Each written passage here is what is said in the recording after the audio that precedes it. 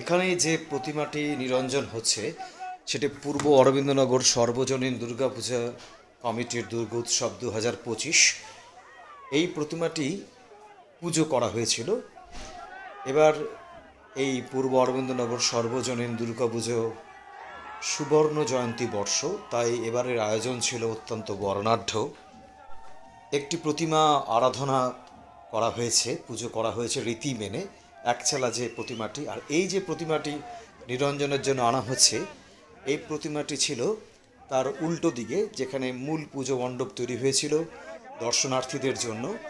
এটি বিরাট এক দুর্গা প্রতিমা এবং এটিকে নিরঞ্জন করা হয়। তারপরেই প্রথমে হয় যেই দুর্গা প্রতিমার পুজো হয়েছে তার নিরঞ্জন।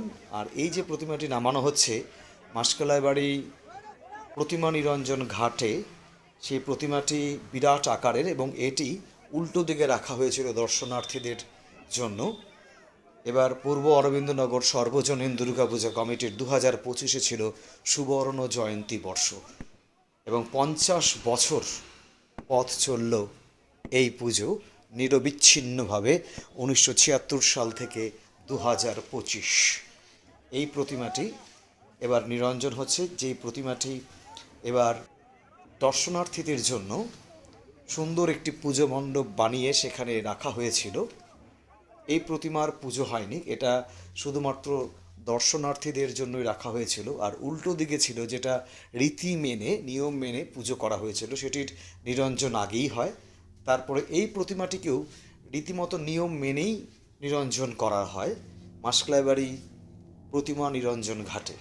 দশমীর দিন রাতে, বৃষ্টি ভেজা রাত, তার মধ্যে সকলে মিলে প্রতিমা নিরঞ্জন করা হয়। সহযোগিতা ছিল জলপাইগুড়ি পৌরসভা এবং মাসকালাইবাড়ি প্রতিমা নিরঞ্জন ঘাট কমিটির সদস্যরা।